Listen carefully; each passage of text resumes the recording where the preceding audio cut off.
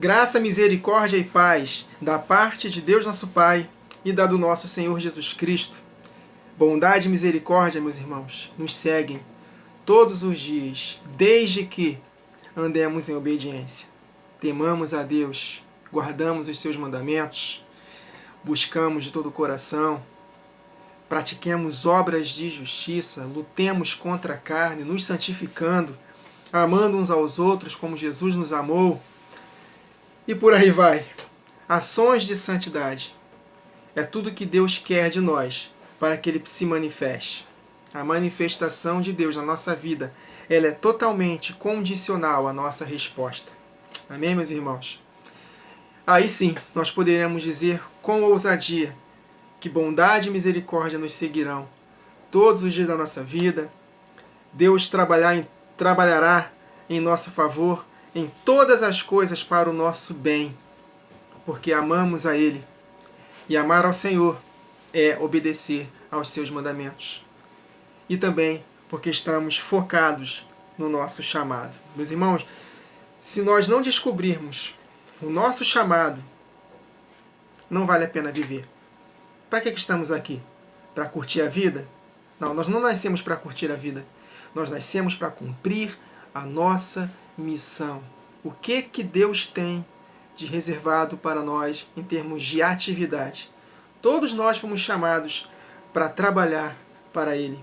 Então nós temos que buscá-lo de todo o coração, se envolver com Ele, para que nós possamos perceber a direção do seu Espírito. Amém, queridos? Então é isso. Sem uma vida de propósito, não vale a pena viver nesta terra. E se o nosso chamado for algo que mexa com a nossa carne, que possamos nos entregar à vontade de Deus, assim como Jesus se entregou à vontade do Pai, lutando o tempo todo contra as tentações, e Jesus nunca pecou, venceu. É claro que nós não podemos passar pelas tentações sem pecar. Jesus foi o único que fez isso, o único digno. Mas nós temos Ele próprio, que está à destra de Deus, intercedendo por nós, se pecarmos. Amém, meus irmãos? Então é isso, vamos dar continuidade à nossa série acerca do Evangelho de João. Eu estou com o coração ardendo, muito feliz com essa série. Então, vamos dar continuidade aqui na leitura de João capítulo 2, versos 13 a 22. E nós já estamos na quinta parte desta porção, e nós vamos dar continuidade à leitura de Jeremias capítulo 7. E que no capítulo 11, Jesus, quando fez essa limpa na porta do templo, ele mencionou esse texto de Jeremias capítulo 7, verso 11. Será esta casa, que se chama pelo meu nome, um covil de salteadores aos vossos olhos? Então Jesus falou isso num contexto que estamos lendo aqui de Jeremias. E nós já aprendemos que esta ação vai se repetir com a igreja no tempo do fim. Quem está acompanhando já está entendendo o que eu estou falando. Eu não vou voltar para que possamos dar continuidade. Amém, queridos?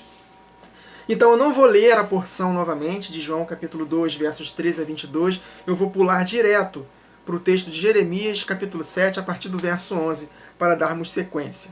Tá? Se os irmãos não ouviram os últimos áudios, eu recomendo que ouçam os vídeos para que vocês possam pegar o espírito desse entendimento maravilhoso, desse ato profético de Jesus na porta do templo.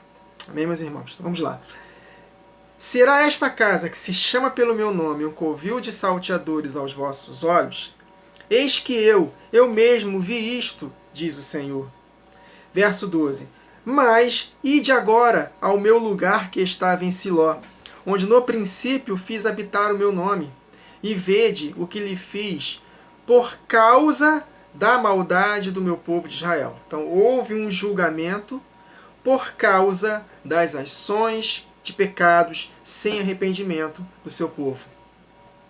Então, da mesma forma, meus irmãos, nós somos a casa, santuário de Deus, habitação dele, mas nós temos uma responsabilidade de andar em obediência. Se nós não andarmos em obediência e voltarmos a pecar deliberadamente, o juízo é inevitável. E o juízo para quem se desvia da palavra é mais intenso do que aqueles ímpios que nunca receberam a verdade, mas também morrerão nos seus pecados se não se arrependerem. O juízo Para quem já conheceu a palavra e voltou atrás, é pior. Por isso, meus irmãos, é um privilégio poder pertencer à família de Deus, mas também é uma enorme responsabilidade. Amém? Que nós possamos considerar a bondade e a severidade de Deus. Amém, meus irmãos? Nós devemos conhecer o amor de Deus, mas também conhecer a sua severidade. De Deus não se zomba.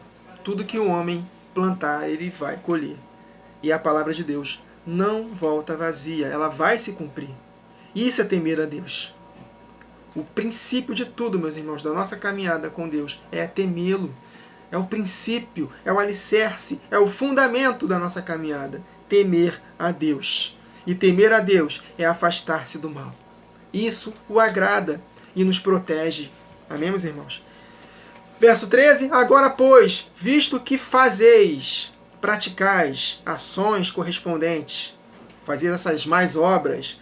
Agora, pois, visto que fazeis todas estas coisas, diz o Senhor, e eu vos falei, começando de madrugada, e não me ouvistes, chamei-vos, e não me respondestes. Farei também a esta casa que se chama pelo meu nome, na qual vocês confiam, e a este lugar que vos dei, a vós outros e aos vossos pais, como fiz a Siló, eu vou lançar-vos da minha presença, como arrojei a todos os vossos irmãos, a toda a posteridade de Efraim. Então nós seremos lançados da presença dele, se nós continuarmos na prática dos pecados deliberados. Romanos capítulo 1, depois de tanto o Senhor repreendeu o povo não responder, Deus os entregou às suas paixões, os abandonou. Que isso não aconteça conosco, meus irmãos. Que nós possamos temê-lo. Amém?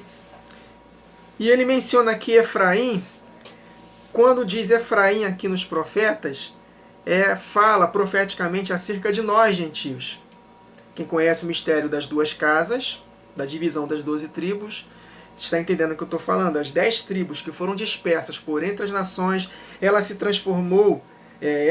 transformaram em um reino. O reino de Efraim. Por quê? Porque um efraimita chamado Jeroboão assumiu a liderança dessas 10 tribos. O profeta Aías se encontrou com Jeroboão no caminho, rasgou sua capa em 12 e entregou 10 tribos para ele, e outras 2 tribos deixou para o filho de Salomão, Roboão. E dali em diante, Deus dividiu as 12 tribos. Mas pensando em nós, porque essas 10 tribos foram dispersas por entre as nações, pela Assíria, nunca mais voltaram para Israel e se misturaram conosco. Mas em Cristo Jesus nós fomos enxertados na boa oliveira e hoje fazemos parte da família de Deus. Tanto os judeus quanto o resto do mundo é um corpo espiritual em Cristo Jesus. Então toda vez que ele falar de Efraim aqui nos profetas, está falando acerca da divisão das 12 tribos, e profeticamente falando acerca de nós gentios. Afinal de contas, Efraim foi um gentil, porque ele nasceu no Egito. Foi um dos filhos de José. Amém? Então no verso 15, eu vou lançar-vos da minha presença, assim como arrojei a todos os vossos irmãos, a toda a posteridade de Efraim. Ou seja, assim como eu fiz com Efraim, eu vou lançar vocês também da minha presença. Está falando também para o outro reino, o reino do sul. Amém? Os judeus que não se misturaram com outras nações por causa de Jesus. Amém, meus irmãos? Então estamos aqui na mesma vibe do Jesus expulsando os cambistas no templo. Então estamos tentando compreender o que vai acontecer com a igreja, porque o juízo começa pela casa de Deus, 1 Pedro 4,17. Então esse juízo vai acontecer, vai haver uma limpa antes da volta de Jesus. Vamos continuar a leitura aqui. Irmãos, se vocês estão ouvindo esse vídeo só agora, não vão entender muita coisa. Isso aqui é uma continuação, tá? Eu gostaria muito que os irmãos, se você é a primeira vez que está ouvindo agora, não escuta esse vídeo. Volta e ouça os vídeos anteriores, pelo menos os últimos 4 vídeos, para poder pegar um entendimento. Amém? Verso 16 de Jeremias 7, para compreendermos o contexto em que Jesus mencionou quando expulsou os cambistas, derrubou as suas mesas, falando que eles estavam fazendo da casa do meu pai casa de comércio, covil, de salteadores. Estamos entendendo o contexto do povo que estava vivendo quando Jeremias profetizou sobre isso, conectando não somente com o que Jesus fez com o povo que estava na sua época lá, na porta do templo, mas também para nós que somos o seu templo. Amém? Claro, conosco, que nós possamos ser os profetas que vão profetizar contra os que são infiéis. Que nós não façamos parte do grupo infiel, que vai ser expulsos da porta do templo. Verso 16. Tu, pois, Jeremias, não intercedas por este povo. Olha só, eu não vou mais ouvir a sua intercessão, o juízo já está decretado. Interessante, né, que 1 João está escrito lá que há pecados que são para a morte. Para esses pecados, vocês não devem nem orar. Por quê? Porque o juízo já está determinado. Por quê? Porque Deus deu tempo para arrependimento e eles não responderam. E Deus sabe, na sua presciência, que não vai haver arrependimento. Então não ora mais por eles, Jeremias. Está vendo? De onde João tirou essa passagem de 1 João? E nós podemos compreender por que há pecados que são para a morte. O que são pecados que são para a morte que não devamos nem sequer mais interceder por eles? Pecados que não foram arrependidos. E que de tanto aguardar, o Senhor Jesus determinou o juízo. Quem muito é chamado a atenção por Deus, exortado, e de tanto ser exortado, não dão ouvidos, endureceu de fato a cerviz, cauterizou a consciência e não quer mais abandonar aquele pecado, essa pessoa será destruída sem prévio aviso. Será destruído. Isso está em Provérbios. Se eu não me engano é capítulo 1, né? Eu não lembro o capítulo, mas está em Provérbios. Endureceu a cerviz, será destruído repentinamente. Então, Jeremias, não intercedas mais por este povo, porque o juízo chegou. Nem levantes por ele clamor ou oração, e nem me importunes, porque eu não te ouvirei. Olha só, meus irmãos, a gravidade. Pecados que são para a morte. Pecados sem arrependimento. Acaso não vês tu o que andam fazendo? Ações correspondentes, práticas, mais obras. Não vês tu o que andam fazendo nas cidades de Judá e nas ruas de Jerusalém? É um juízo também para a casa de Judá. A única diferença para as outras 10 tribos é que eles foram levados cativos pela Babilônia e retornaram 70 anos depois, por causa unicamente de Jesus, que descenderia da tribo de Judá, dos lombos de Davi. Então, eles só não se misturaram com outras nações por causa dessa promessa, porque também as 2 tribos que restaram pecaram. O reino do sul também pecou. Todos pecaram e carecem da glória de Deus. É nesse contexto que o apóstolo Paulo está falando. Mas é claro que sempre houve justos no Antigo Testamento, porque se não houvessem esses justos, todos nós já teríamos sido aniquilados. É isso que o apóstolo Paulo fala. Se Deus não tivesse reservado remanescentes, teríamos sido como Sodoma e semelhantes a Gomorra. Então Deus sempre reservou 7.000 que não se dobraram a Baal. Aleluia! Glória a Deus! Meu irmão, eu estou com o coração queimando, meus irmãos. Que palavra maravilhosa! A palavra de Deus é viva e eficaz. Se nós nos entregamos de todo o coração para essa palavra, o nosso coração queima, meus irmãos. É uma alegria indizível, vocês não fazem ideia. A alegria que eu estou sentindo no meu coração por causa dessa palavra. Se não fosse essa palavra, meus irmãos, eu acho que eu já estaria... Não sei onde eu estaria. Mas por essa palavra tem me sustentado. Essa palavra tem me libertado de depressões. Porque tenho motivos de sobra do lado de fora para entrar em depressão. Mas essa palavra me sustenta. Verso 18. Verso 18. Os filhos apanham a lenha, os pais acendem o fogo e as mulheres amassam a farinha. Para quem? Para Deus? Não. Para fazerem bolos à rainha dos céus. E oferecem libações, ofertas de bebidas, a outros deuses, para me provocarem a ira.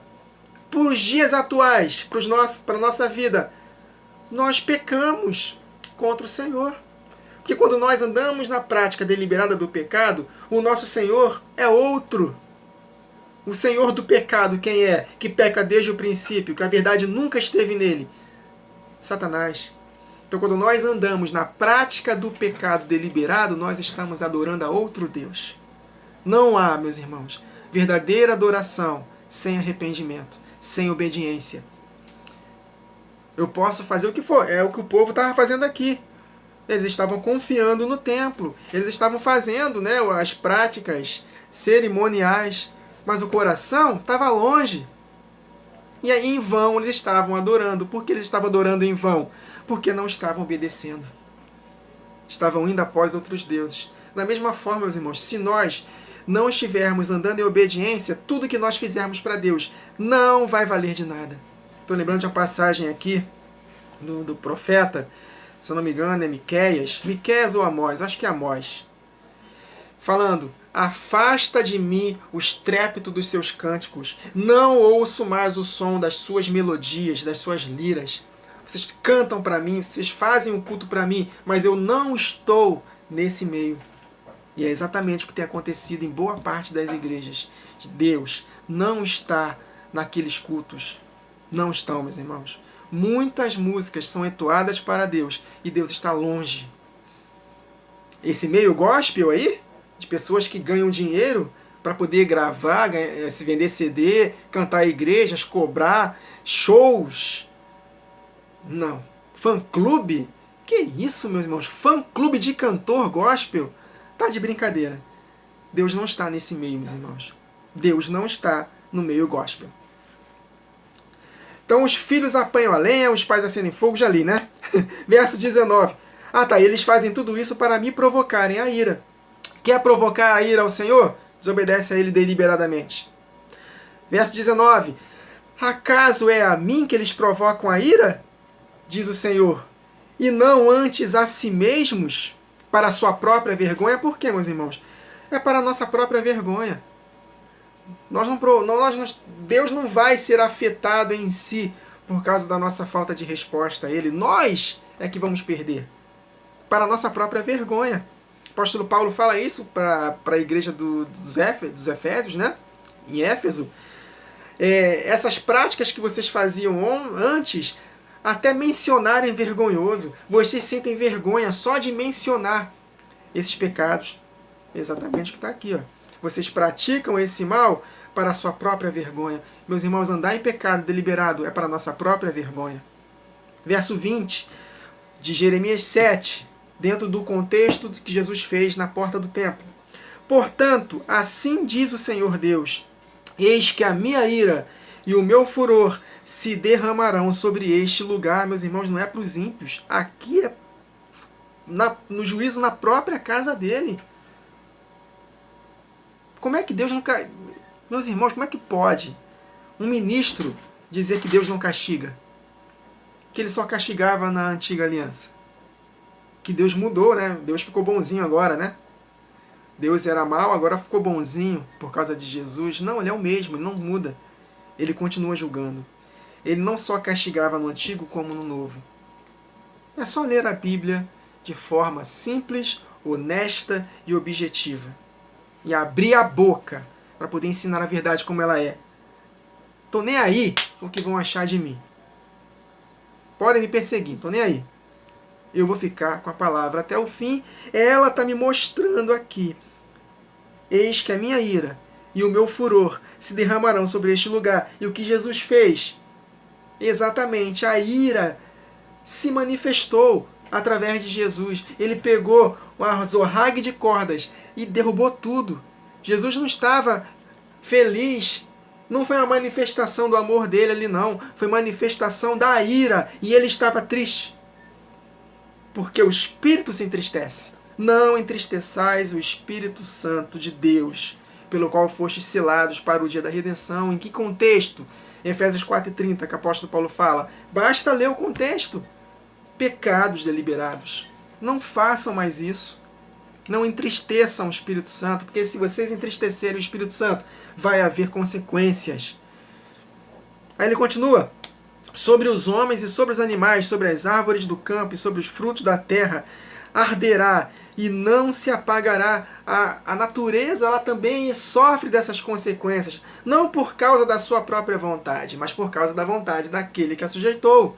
Por causa de Adão, o pecado veio ao mundo, mas aqueles que andam na prática do pecado, a natureza... Meus irmãos, é só vocês verem o que tem acontecido com a natureza nos nossos dias. Muitas catástrofes, meus irmãos. Isso é reflexo do pecado do homem, principalmente da igreja. Aqui o contexto é da igreja, do seu povo.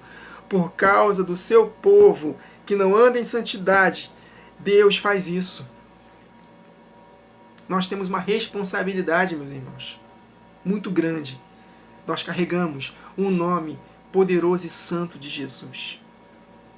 Seu Espírito está em nós e o seu Espírito, ele é santo. Por isso nós devemos ser santos em toda a nossa maneira de viver. Porque escrito está, sede santos, porque eu sou santo. Então, se nós invocamos por Pai, aquele que ressuscitou Jesus entre os mortos, que habita em nós através do seu Espírito, unido ao Filho, devemos nos portar com temor durante todo o tempo da nossa peregrinação. Deus é um Deus sério, não se brinca com Deus. João, quando foi arrebatado em espírito, ele ouviu a voz de quem falava, e quando ele viu, ele caiu como morto. Deus é santo, Jesus é santo, não se pode brincar. Isaías estava falando lá contra o povo, a palavra de Deus estava nele, ele estava da mesma forma como Jeremias e todos os profetas, falando que o povo não estava honrando a Deus, andando em pecados. Ele foi arrebatado e ele viu o Senhor assentado sobre um alto e sublime trono. E ele viu a santidade de Deus, ele contemplou a beleza da santidade de Deus. E o que Isaías, homem justo e íntegro, falou? Ai de mim!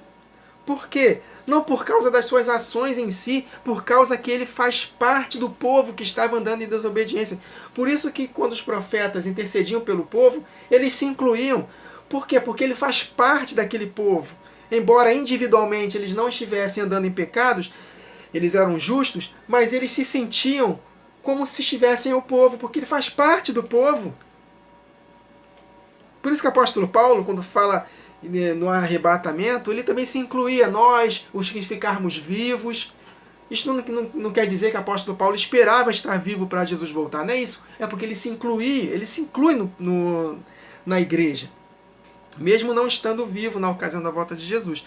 Então, quando o povo peca, meus irmãos, quando o povo de Deus, nós que estamos vendo essa bagunça que está acontecendo nas igrejas evangélicas, nós também somos afetados. Nós podemos, na hora de interceder, eles estão pecando. Não, nós também pecamos. Mesmo que individualmente nós não estejamos na prática do pecado, mas é o nosso corpo. Quando um membro do corpo sofre, todos sofrem. Quando um membro é honrado, todos são honrados. Amém, meus irmãos? Assim diz o Senhor dos Exércitos, verso 21 de Jeremias 7. Meu Deus, 23 minutos. Ajuntai os vossos, olha só, olha o detalhe. Ajuntai os vossos holocaustos aos vossos sacrifícios e comei carne. Porque nada falei a vossos pais no dia em que os tirei da terra do Egito, nem lhes ordenei coisa alguma acerca de holocaustos ou sacrifícios. Eu estou explicando isso para vocês, irmãos, na série paralela que estamos fazendo aqui de salvação por obras, que aquelas obras dos ritos cerimoniais, Deus não se agrada, nunca se agradou daquilo. Aquilo foi uma consequência por causa do pecado do povo, porque no dia em que Deus casou com o povo no Egito, aliás, o povo que saiu do Egito no Monte Sinai, nada acrescentou para eles, a não ser que obedecessem aos seus 10 mandamentos. Mas eles foram infiéis e Deus instituiu esses ritos cerimoniais. E ele nunca se agradou. Olha só como ele está falando aqui. Porque nada vos falei a vossos pais no dia em que os tirei da terra do Egito, nem lhes ordenei coisa alguma acerca de holocaustos ou sacrifícios. Isso nunca agradou a Deus. Animais inocentes eram mortos por causa dos nossos pecados, fazendo uma sombra até Jesus. Um Deus perfeito, maravilhoso, cheio de glória, teve que sofrer aquilo tudo por causa dos nossos pecados. Mas ele foi o Cordeiro perfeito de uma vez por todas, oferecendo para nós eterna redenção. Mas só vai alcançar essa eterna redenção se nós obedecermos a Ele até o fim. Em Hebreus 5 e 9, 5 e 7 ou 5 e 9, está escrito lá: Jesus Cristo se torna fonte de eterna, salvação eterna. Ainda não alcançamos a salvação eterna, só na ocasião da sua volta. Ou se morrermos hoje, só alcançaremos a salvação eterna para aqueles que lhe obedecem. É isso que está escrito em Hebreus 5, 7 ou 5, 9. Deus, Jesus Cristo, se torna fonte de eterna salvação para aqueles que lhe obedecem. Mas isto lhes ordenei. Então, nada disso eu acrescentei para vocês, desses holocaustos e sacrifícios. Mas apenas isto lhes ordenei: dai ouvidos à minha voz. A voz literal de Deus. Deus falou literalmente para o povo e o povo ouviu quando Deus deu os 10 mandamentos. Se vocês obedecerem aos 10 mandamentos, eu serei o vosso Deus e vós sereis o meu povo. Portanto, andai em todo o caminho que eu vos ordeno, para que vos vá bem. Como é que nós seremos abençoados independente das nossas obras? Não está na Bíblia. A graça é um favor imerecido. Não é favor imerecido, é merecido. Por quê? A graça só se manifesta quando há obediência. Ela foi um favor imerecido porque Jesus veio a essa terra morrer por nós, sendo nós ainda pecadores. Nada de bom fizemos para que Jesus morresse na cruz, senão ele não morreria. Mas como nós pecamos, Jesus teve que ser o sacrifício no nosso lugar. Agora, para que os benefícios, a manifestação dessa obra de Jesus na cruz se torne realidade na nossa vida, tem que haver resposta. Por isso que a graça manifestada, ela tem que ser merecida. Porque a Bíblia nos diz isso. Então, Jeremias 7, 23, dai ouvidos à minha voz, me obedeça, e eu serei o vosso Deus, e vós sereis o meu povo. Quer continuar sendo o povo de Deus? Me obedeça. Quer participar? Quer continuar participando da minha família? Tem que obedecer. Andai em todo o caminho que eu vos ordeno, mandamento, para que tudo lhes vá bem. É isso. Como é que eu quero ter bênção, por exemplo, barganhando com Deus? Campanha de 7 semanas, não sei das quantas. Vou dar o dízimo de tudo que eu ganhar. Dízimo nunca foi dinheiro na palavra. Mas a maioria, mais de 90% das igrejas insistem em pregar dízimo como dinheiro. Vão prestar contas a Deus pela mentira. Né? Outra coisa, eu vou para o culto, eu vou servir, eu vou cantar no ministério, eu vou até mesmo pregar, vou ensinar, eu vou evangelizar. Se tudo isso que nós fizermos não for uma extensão da nossa vida de obediência aos mandamentos, de nada vai valer. Nós estaremos como os cambistas na porta do templo e o juízo vai chegar. Vai chegar. Aí ele fala, para que tudo lhes vá bem, não é isso? Já que vocês não me obedecem, não vai bem. Não adianta, vocês podem continuar fazendo todos esses rituais aqui, não vai valer de nada. Verso 24 de Jeremias 7, porém não me deram ouvidos, nem atenderam. Porém, andaram nos seus próprios conselhos e na dureza do coração maligno. Por isso que os 10 mandamentos foram escritos em tábuas de pedra, porque Deus, na sua presciência, já sabia que não haveria obediência. Andaram para trás e não adiante. Nós não somos dos que retrocedem para a perdição. Olha só, meus irmãos, a conexão da palavra. Mas dos que creem para a conservação da alma. E crer denota em fazer, obedecer, responder a Deus. Então, se nós estamos desobedecendo, ao invés de avançar, ao invés de prosseguir para o alvo, nós estaremos regredindo, não para o alvo eterno, mas para a condenação eterna, para a perdição. Desde o dia em que vossos pais saíram da terra do Egito até hoje, enviei-vos todos os meus servos, os profetas, todos os dias, começando de madrugada, eu os enviei. Verso 26, mas não me destes ouvidos, nem me atendestes, endurecestes a cerviz. Anotei aqui o texto, é Provérbios 29 e 1, que está escrito, de tanto vocês serem exortados, endureceram a cerviz, vocês serão destruídos sem prévio aviso. Amém, meus irmãos? Vamos parar aqui no verso 26 de Jeremias 7. Deus me dirigiu, me conduziu para que nós possamos ler Jeremias 7 todo e também Jeremias 8, para que possamos compreender o ato profético de Jesus na porta do templo. Amém, meus irmãos? Então, na próxima gravação daremos continuidade. Eu acho que dá para terminar na próxima gravação, mas vamos deixar o Espírito à vontade conduzindo a nossa série. Amém, queridos? Até a próxima gravação. Que o Senhor nos abençoe.